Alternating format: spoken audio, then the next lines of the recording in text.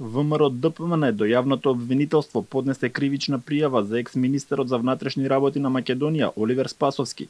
Пратеникот Јанушев рече дека Спасовски треба да одговара за измама на граѓаните, а од партијата сметаа дека предизвикал и штета на буџетот со издавањето на личните документи, иако знаел дека истите нема да се користат до крајниот рок на издавање.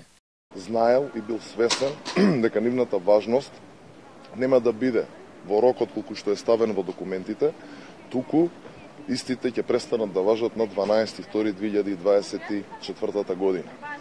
Имено, тој во овој период од 12.2.2019 па се до средината на 2021 година, тој свесно и директно, раководејќи со Министерството за внатрешни работи, кој што впрочем и ги издаваат овие документи, нанесува штета на десетици илјади граѓани.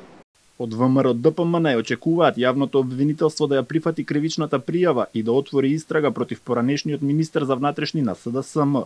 Новоизбраниот јавен обвинител Љупчо Коцевски, кој даде свечена изјава во собранието и вети транспарентност и неселективност, не одговори конкретно дали ќе има одговорност за измамата со личните документи.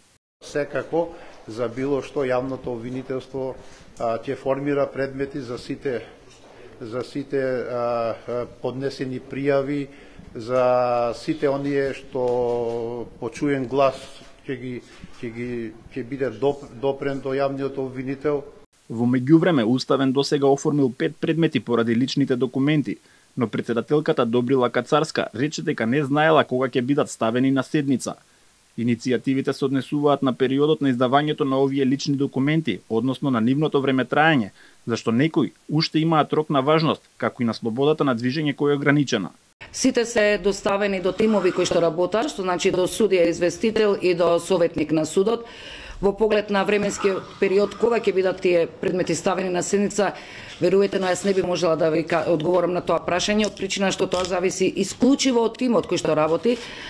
А јас никогаш не се мешам во работата на судијата и на советниците кои што работат по тие предмети. Таа напомена дека во однос на ситуацијата со личните документи, лично и како правник и како судија, не може да го каже своето мислење, зашто е председател на Уставниот суд.